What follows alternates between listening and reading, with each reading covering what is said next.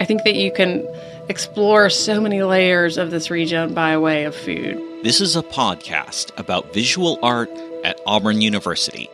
My name is Chris Malinsky from the Jewel Collins Smith Museum of Fine Art. Today's interview is with the journalist Kate Medley about her exhibition, Thank You, Please Come Again. The exhibition is based on Kate's book, Thank You, Please Come Again, How Gas Stations Feed and Fuel the American South, published by The Bitter Southerner.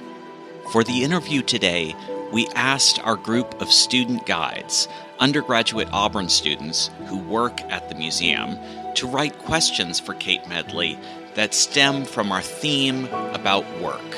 Throughout the academic year, we're exploring the idea of work, how artists depict it in modern American art throughout the 20th and 21st centuries, and what work means to us today, how different representations shape our knowledge and understanding of labor, employment, and all of the definitions of work.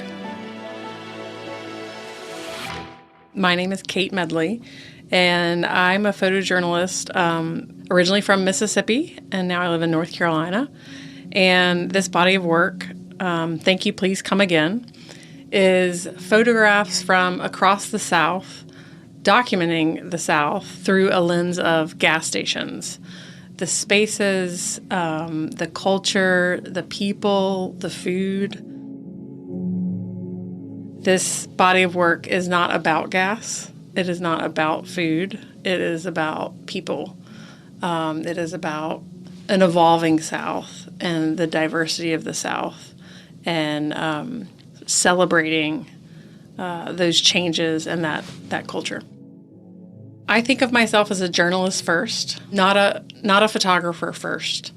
When I do work covering national news around the South, I go out as a reporter. I go out with the goal of talking to people, observing the scene, and bringing back a narrative about that scene. My tool for doing that is primarily photography. But again, I go out with the mindset of a journalist more so than a photographer. I'm incredibly honored to have this work in an art museum, and I'm trying to become comfortable with the notion of being an artist. I sort of see the difference as artists intentionally bring great perspective to the work that they're creating. They bring their identity to the work that they're creating. And certainly journalists do that as well. But in my work as a journalist, I'm always trying to get out of the way of the work. And this project, Thank You, Please Come Again, is a little bit different in that I am trying to bring a perspective. I am trying to curate this body of work that pushes back against some ideas about the South and introduces new ideas, hopefully, to people about what a changing South looks like and can be. In my work as a photojournalist, it requires that I go into communities that are not my own and develop a certain level of trust with the people who I'm collaborating with on making images. I've been doing that for 20 years and bring that approach to this work of documenting gas stations, again, often in communities that are not my own. Typically, when I find a space that I would like to photograph, I am usually on my way to somewhere else and sort of slam on the brakes and turn around. And so I'm coming in unannounced. And the people that are featured in this work, the people who run these gas stations, they are not accustomed to being in the limelight. They are not accustomed, again, for the most part, to people being interested in who they are and what they do.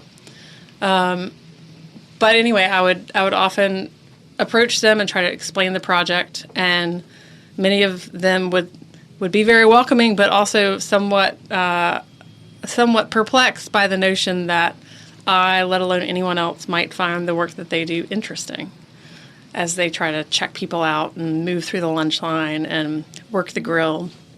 To them, this is very monotonous stuff, as I think is true for many of us. Our work, can be very run-of-the-mill to us. But they were, for the most part, very welcoming and very accommodating, and I would stick around usually for a few hours and document the space as people moved through it. And if I was lucky, I would come back again a couple years later and document it again, the changes and how they're sort of shape shifting to meet the needs of their community. And some of these places I visited 4 or 5 times over the course of 10 years.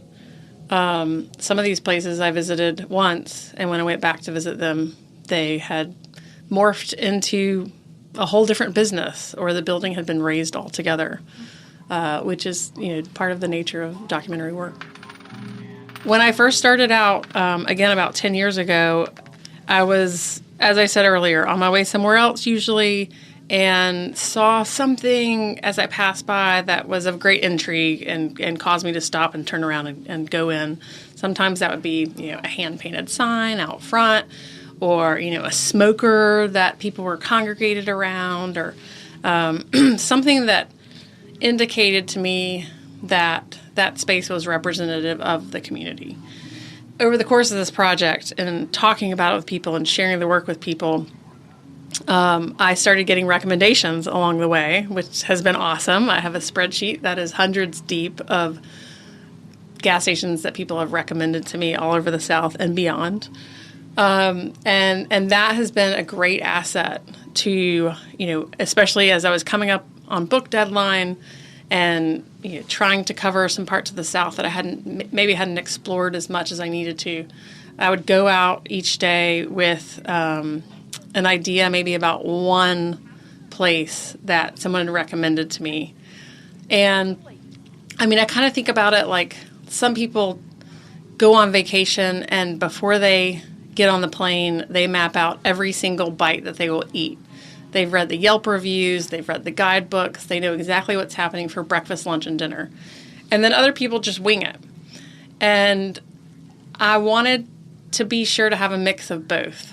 For the purpose of time constraints, people's recommendations were awesome. They led me to some real jewels. And then I wanted to leave a lot of space for me to curate my own list based on my own criteria. And that said, I've documented hundreds of gas stations, and yet it's a very incomplete body of work. The places that I stopped at fit my certain criteria, and I felt comfortable going into them. But literally anyone else who set out to do a project like this would land on a different list based on their own unique criteria and their comfort level. It's a mix of other people's discoveries paired with my own, and it's a journey that very much continues long after the museum exhibit and the book. One of our student questions asked Kate why she focused on food, not only in this series, but across her larger body of work.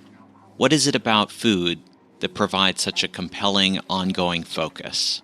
Yeah, so a lot of my work over the years has to do with food, and that is very intentional because I much like I use gas stations in this book as a lens for looking at the South, I think that you can explore so many layers of this region by way of food, by way of what we're eating, how we're preparing that, what is the history behind those choices, what is the conversation that's happening at the table, who's invited to be at the table, and how are all these things changing. We live in a very dynamic space, and so what was true when I first started doing this work 20 years ago, maybe some of it's still true, but there's so many more layers that we've accumulated since. And so I think, whether, like me, you're using food or gas stations as your lens for looking at the South, I'm trying to find what are some of these topics that are sort of little d democratic things that we can all partake in and have conversation about and celebrate.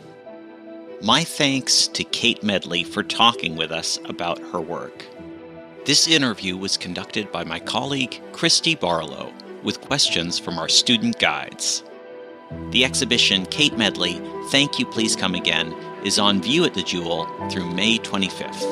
All museum programs, including this podcast, are made possible by listeners like you.